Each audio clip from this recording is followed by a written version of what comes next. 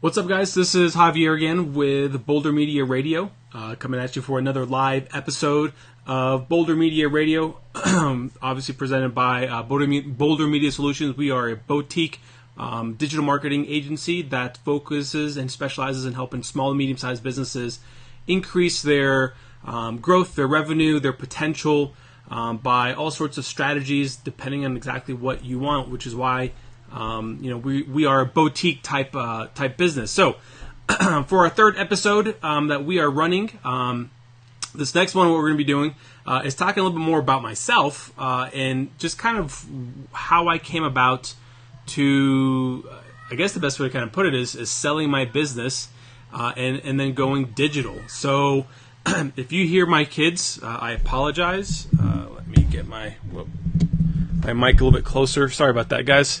A little unprepared. So if you hear my kids, I apologize. My kids are outside. It's summer, and you just got to make do with what you got, right? So some of you guys may know. Let me fix my camera. Some of you guys may know that I started running a business about 10 years ago. And my first venture was obviously running a martial arts studio and personal training studio. I did that for nearly 10 years, and it was pretty successful. It was fun. I enjoyed a lot of it. There were in anything that has to do with entrepreneurship, there are ups and downs, and there are peaks and valleys, and there are things that are great about it, and then other things that are just like, oh, this is horrible. And I would say that running a martial arts studio is no different. That's part of the game. That's part of entrepreneurship. So you got to love, kind of like what Gary Vee says. I was just listening to him before I came down here. Kind of like what Gary Vee says is you got to love the game. You got to love exactly. Sorry, I'm trying to fix that video. You got to love the process of entrepreneurship. You got to love the process of the struggles, the valleys, and the peaks and whatnot. It's all part of being an entrepreneur. And I gotta say, it sometimes sucks because there's no better feeling of freedom, if you will, than being an entrepreneur. And when I say freedom, I don't necessarily freedom as in like I can do whatever I want, I can work however long I want. I'm not talking about that. I'm talking about the freedom of growing your business, like true enterprise. And so, like I said, like I didn't realize this when I first opened my first business, but this is where as I grew as an individual and as I grew as a business owner, I realized how important certain things were in my business to be established. But what I didn't realize is that I basically bought myself a job. When I opened my studio in 2008. So I bought myself a job. That's what I did. And it was hard to accept that when it was brought up to me. I was like, no, I'm an entrepreneur. And I bought myself a job. And so if you are an entrepreneur, or if you want to be an entrepreneur one day, I'm not saying there's anything wrong with what I just said. I'm not implying buying yourself a job is bad. However, what I'm implying is that if that is the lifestyle that you want to have forever, then you can't ask or complain that you don't ever have time to do anything. And that's where true enterprise and being an entrepreneur is almost kind of like a love-hate kind of thing, if you will. So I guess to kind of go back to everything, I'll tell you a little backstory about myself. So I opened my studio in March of 2008. That's when I signed my lease, and that's when I got the lease.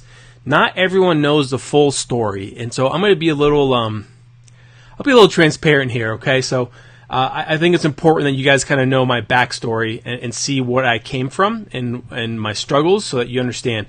And I'll make it quick so I can kind of go through the other points that I have got planned on for today. I basically opened my studio in March of 2008, okay? I had zero money, okay? So prior to all of this, I was going to banks looking for loans. Okay, I was looking for like different types of business loans, and almost all of them were like, "Do you have any equity?" I was like, "Dude, I'm sorry, not equity. Do you have any collateral?" I was like, "Dude, if I have any collateral, then I wouldn't be here. I would have sold it." And they're like, "Well, we need collateral in order to give you a loan." I was like, "That doesn't make any sense." Mind you, this was me, 27 years old. So I went around to several banks. I mean, I got to the point where I had a very, very solid business plan, and one of the banks, not all, some of them probably read them, but one of the banks read them and said, "Did you write this?" And I was like, "Yeah, I took the time to write this." They're like, "You're the only person I've ever read a business plan for this type of business, like for like the size of a loan." In my mind, I'm thinking like, do people just go in and expect people to just give them money? And I guess they did. So I wrote a business plan. The business plan, laid out everything, like how I was going to grow my business, 5 years projections, incomes and everything, like everything. And I gotta go dig for that business plan again. I don't know where it is, but I want to say I got very close. If not, I was like spot on to like all income growth of the business plan and everything. It was pretty cool actually to like write it out and then kind of like put it in the drawer, if you will, and not really look at it. Anyways, long story short, I ended up getting a loan. It was an SBA loan. I asked for 20 grand. And basically, they took like 2,000 out of it because of like fees and processing. And I'm like, that's not 20 grand. Like, yeah, it is. See, 20,000. And then they try to tell me, I was like, you like my backdrop, Steven? Yeah, it's pretty cool, dude. It's vinyl. So anyways, with that said, I got my loan and that was good. But what you guys don't know is that I had to sign a lease. So I was working a full-time job, and basically my full-time job was paying my bills. And I wasn't getting paid a lot. I was in sales. I was one of the top salespeople in my department. I was, if not the top salesperson. Like when I left a year later, even after I left, I was still outperforming everybody in sales after I left, which tells you that I know what to do. So, with that said, what I had to do in order to get my locations, because I needed to get a storefront property because I couldn't market. I was busy working. So I was like, all right, well, this lease is going to be expensive, so I'll basically allocate like about $1,000 of this towards marketing by its location. And that's one strategy that you can take, for your business. So I signed a 5-year lease, and it was a personal guarantee. And if you guys aren't familiar with personal guarantees, a personal guarantee basically means that you personally will guarantee every dime or everything. Okay? 5-year lease, my rent, let's just put it this way. I owed on the personal guarantee roughly $275,000. That was not a misquote, $275K if I went under. $275. You talking about you want a little fire under your butt to keep you motivated? You talking about like waking up in the morning and your stomach is in a knot for like months, like almost as though you've been doing crunches all day long. But like I literally would wake up every morning and my stomach would be in a knot. All right. I had a 3-year or a 3-month build out or a 4-month build out. Anyways, I won't go into details, but that was a reality check. And then I had also borrowed 10 grand from my dad as well too. And I paid it all back. I paid the SBA early. I paid my dad back. And I mean, I ended up selling my business, almost 10 years later. So what I'm trying to get to is that I know the struggles and all that stuff, but you gotta love the entrepreneur game. You gotta appreciate it for what it is, because true enterprise, being a true entrepreneur, doesn't take any prisoners. It's like it, and I don't want to say this, and it's probably not the right word to say it, but it's like do or die in a sense.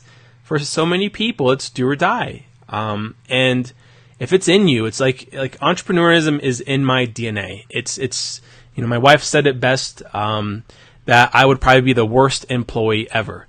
And she, to a degree, is right. One of my mentors and old boss his name is Chris Oakes.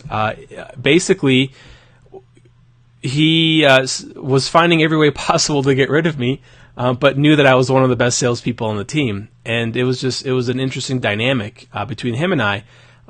Long story short, though, is that our relationship developed more so whenever he saw that I wanted to be an entrepreneur and I opened my business and whatnot, and moved on from that. And now we keep in close touch.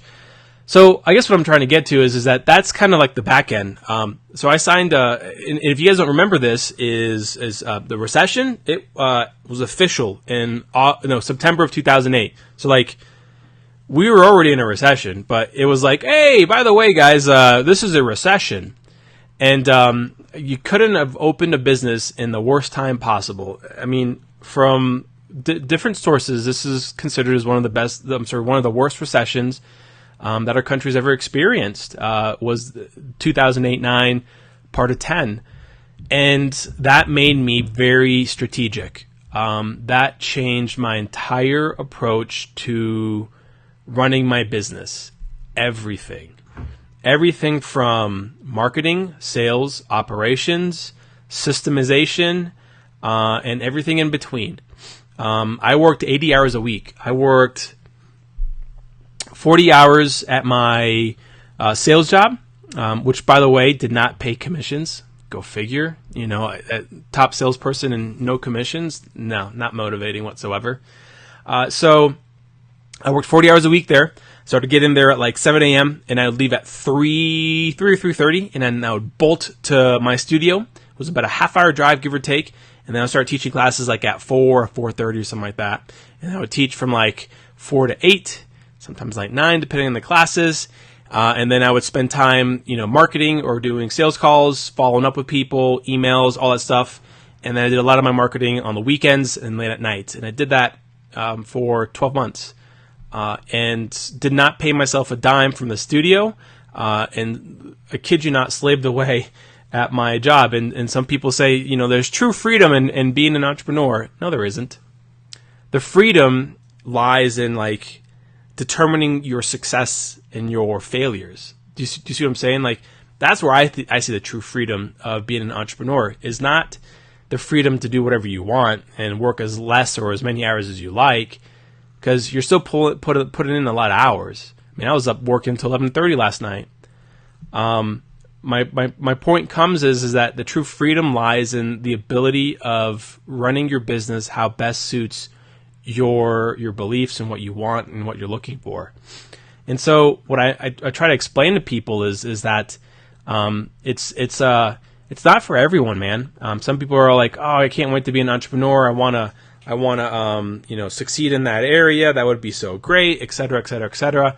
And yeah, it's great. And sometimes it's almost like it's like a curse, if you will, to be an entrepreneur at times, because it's tough. It's challenging. It's only for the ones that really want it. And I don't think I'm cursed by any means, but I will say that being an entrepreneur is difficult. And so, running a brick and mortar business is not hard. It's not any different. It is hard. And that was, some of the things that, for me running my brick and mortar business, I started developing more passions into running a business. I initially opened my martial arts studio and my personal training studio to coach people, to teach people.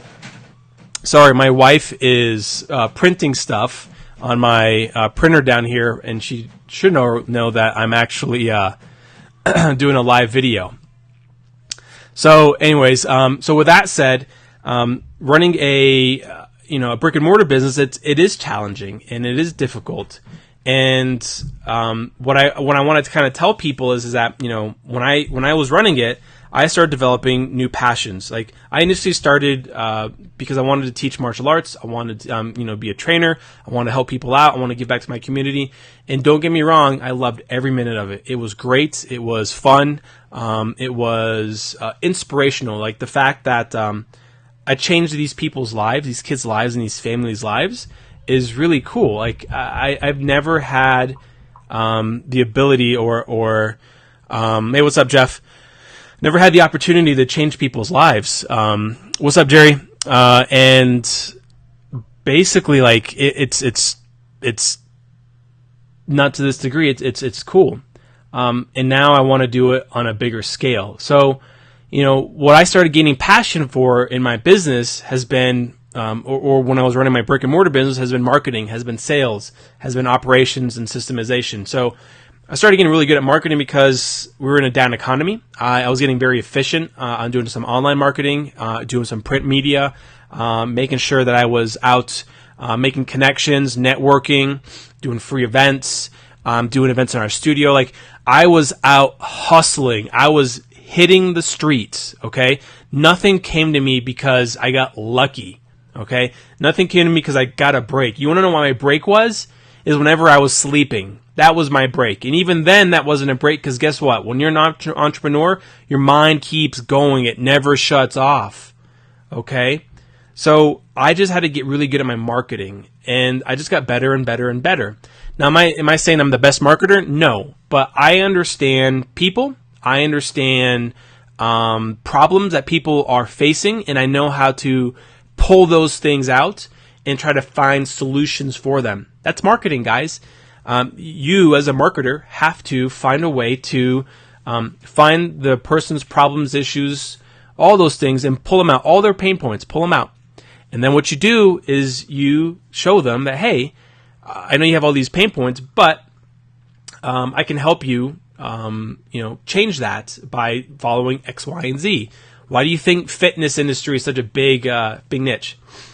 Next that I got really good at was sales. So with sales, this is where I didn't expect myself to thrive in sales. I thought I was going to be thriving more on the marketing side, but this is where I killed it, man.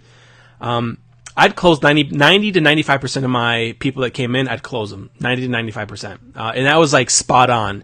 And it's because I had a system set up on how I close. It was, boom, boom, boom, boom, boom, and it worked every single time. And it works, man, and it's good. So I got really good at my sales process. So my goal was always to get the appointment. So get them in the door, get the appointment, get them in the door, get the appointment. What'd you say, Jeff? Wanted to stop in and tell you, keep up the good content, buddy. Got to get back to work. Thanks, man. I appreciate the shout out, Jeff. But like what I was getting to is that my goal was that I had to get the appointment. And so, like any true salesperson, you want to be on the phone for 5 minutes or less to just talk to the person, know what they want, and get the appointment. And that's it. And then you set the appointment. They either come in or you do a presentation over the phone or online or whatever it is. But you get the appointment. That's when you do the pitch. You don't pitch them on the initial call. It's a cold call. Okay. So I got to the point where my sales process was solid. It worked, and it was effective and efficient. Okay. Next is my operations. So this is where I struggled a little bit at the beginning. Was how to make everything work, like how, this part of the business worked and how to operate this and then do this as far as this, if this was taking place, take care of this, all these things, like having like a marketing calendar, having all these steps and whatnot. That was part of my struggle. And I would say even, not going to say today now so much because now I'm kind of dealing with one moving part. When I was I had my brick-and-mortar studio, I had several moving parts, so you had to have a lot of stuff systemized, if you will. So operations became something that I had to get better at. And then same thing with systemization. But as my business continued to grow, I started getting a better understanding in operations and systemizing things to the point where I was able to like systemize something, set up an operation for it, and then step away. And then let the system run itself. And that's the true thing about being an entrepreneur is that you create a system and you got to let that system see if it's tried and true and if it actually works. Because if it doesn't work, guess what? Your system sucked. All right. Don't try to shove the system into someone else's face. It's like going to McDonald's and then you saying, yeah, I'd like to have a Big Mac. You're like, oh, you mean a double cheeseburger? No, I want a Big Mac. No, you meant a double cheeseburger. No, I want the $1,000 and the extra piece of bread in there. No, you want a double cheeseburger. Like, wouldn't you be frustrated if someone's trying to shove a double cheeseburger down your throat if you wanted a Big Mac? Now, if you're going to McDonald's, that's a whole different story. But you get my point. So with that said, if you're gonna create systems and operations, you gotta lay it out, and you gotta let it go through the process. It has to be tried and tested. Okay, if it's not, what's gonna happen is that you're going to not see it run its full course, and that's the most important thing, is making this thing run its full course. So as my passion started changing as I started running my business. I started getting more passionate about actual business and not as much about teaching classes and stuff like that. Don't get me wrong, guys. I loved working with kids and adults and changing lives and transforming people. That was amazing, and you can never take that away from me, that experience. And I would never trade it for anything. But as all things in life, sometimes whenever you are grinding in some sort of thing in what you do, you slowly start gaining a passion for it, or you gain a hatred for it. I went to school for business. I got a degree in business management and a minor in entrepreneurship. That was my goal, was to be an entrepreneur, to open a studio. I didn't realize that what would happen is that studio would be what would kind of improve, or that studio would be what would help me get to the next level of what my goals are in my life. And so this has been a conversation I've had with my wife a lot, is that she's like, goals change a lot, and you can't be sad or upset that you no longer want to focus on teaching martial arts and running a martial arts studio. It's okay. And it was hard for me to accept that. So the fact that I was able to accept that my passions have shifted, and I wanted to focus more on the business aspect of business, that's when things kind of got real. And it took me a while to get to that point. It took me about 2.5 years of complete denial that it wasn't true. And once I accepted it, that's when things started moving. So like I said, my goals changed. And so one of the things that I don't tell this to a lot of people is that I want to be a motivational speaker. Like I wrote out my goals, my end goals, like what I want at the end. Not when I die, but like when I'm ready to retire and all that stuff. And I wrote it out and I gave it to my coach. And one of them on there was, I want to be a motivational speaker. I want to be able to be like either a keynote speaker or speak in front of 100,000 people, not 100,000, but thousands of people, hundreds of people, whatever it is. I want to be able to speak in front of these people and help transform some of these people's lives. Like I look at the Eric Thomases of the world and I'm like, man, that guy is such an inspiration to me. I'd love to have that kind of impact that he has on his community and his society like he has. I'd love to do that on mine. And so this is one of the reasons why I'm doing these lives. This is one of the reasons why I'm doing webcasts and podcasting, is I want to start inspiring people and start creating a following. So that's one of my things, is that I want to be a motivational speaker. And so when will that happen? I don't know, but what I can tell you is that all these things that I have going on right now in my life is all setting me up to get to that point. All right. So that's one of my goals that I have. The next thing is I want to travel the world while inspiring other people.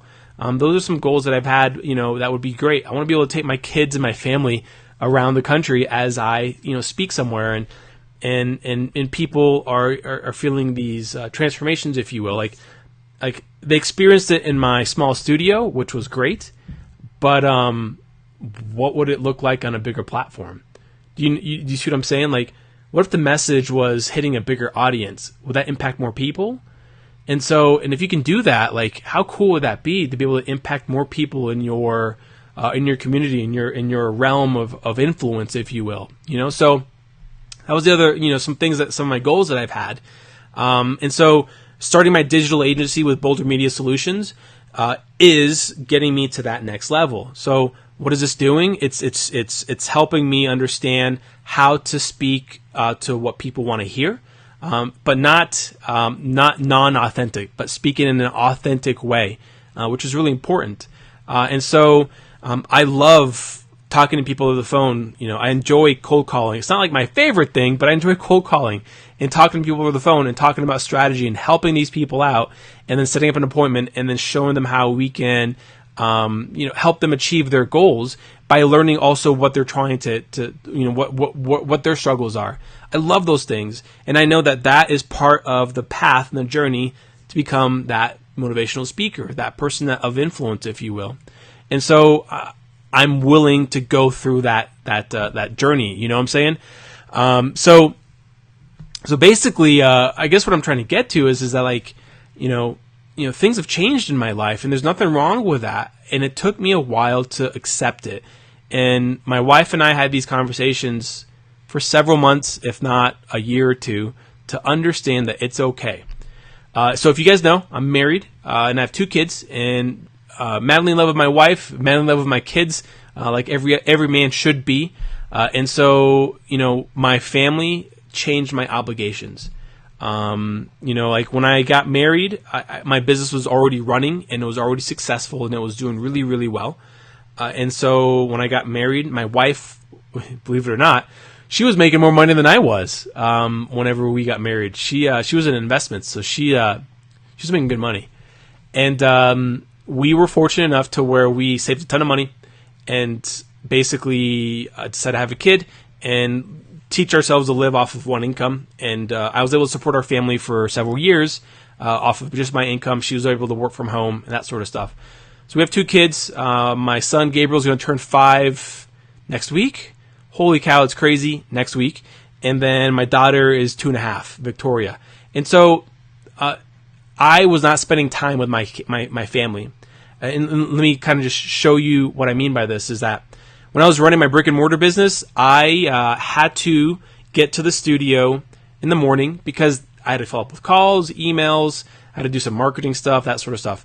I would be able to spend about 2 hours, give or take, if that, with my kids.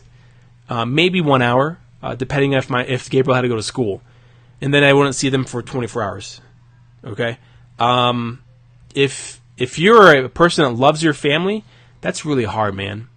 And I'm not saying that, like, if you don't love your family, that's not hard. But what I'm saying is that it's really, really hard to not see your kids. You can't put them to sleep. You can't have dinner with them. You can't do very much. You come home and your wife is, like, exhausted. You can't have a real conversation. She's trying to stay up just to kind of, like, quote unquote, appease you, if you will.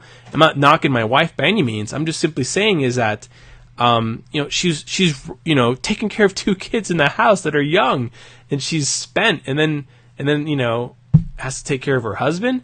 And so it was tough. It was tough on all of us. And that was one of the other reasons why I ended up selling my studio, is because I wanted more family time. I wanted more of a simplistic type of life, to where I can spend time with my family. I can still focus on hustling and growing my digital company.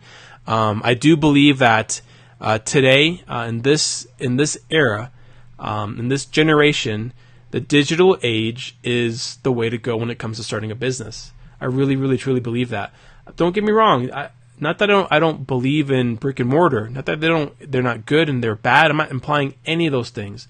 I just believe that in today's society, it's not gonna say easier, but it's there's not as many headaches or hiccups, if you will, to starting a digital agency or digital company or whatever it is. And there's a lot more flexibility. It's probably a better way of putting it. And that's one of the reasons why I went digital. Is that I wanted to spend more time with my family. I wanted to be with them more. It was a part of what my end goal was. My end goal is to be a speaker. I've got other end goals. I'm not going to go into details about them. Not to be rude, but they're none of your business. They're my personal goals. They're my family goals with my wife and I. And so it's important that you take the time to do this if you are married, to write out your end goals, because what that does is it teaches you to see what you need to do to get there. And you have a place you're getting to. You're just trying to get there. You get what I'm saying? So that's basically, why I sold my brick and mortar business, is because I wanted more time with my family, and I wanted to, my passions shifted. I started seeing that I needed something more challenging, if you will. And I don't think everyone knows this entire story, so I thought I'd just lay it out here. If you guys listen to this and you've been listening the entire time, then thank you. That's great. Give me some thumbs up if you don't mind. If you've commented, that I appreciate that. That helps a lot with all the Facebook marketing and stuff like that, as well too. Getting this into people's feeds. So that's pretty much it. So I'll be having another episode. I'm tempted to do 2 episodes a week just to kind of get this thing rolling. and get more information out there. But like my goal is to put out valuable content out here, guys, and be transparent and be authentic, because what I know is that authenticity, transparency sells in today's society. In the world where everyone is a flippin' keyboard warrior, okay, what happens is that when you're authentic, you are different. You stand out from the crowd. When you are transparent, you are different. You stand out from the crowd. So you're not going to be seeing me taking videos like, here I am in my garage, with my car, and I'm not making fun of Ty Lopez, but what I'm simply saying is like, that is not me. So I want to put out good content. So I've got some other things that I've already got written out that we'll be talking about over the next few weeks. I'm really excited about going over this. And so if you guys have any questions, let me know. Comment below. Give me some thumbs up. Give me some hearts. Other than that, thanks for taking the time, and I hope you guys have a powerful, powerful Tuesday. Make it awesome. Make it productive. And we'll talk to you guys later.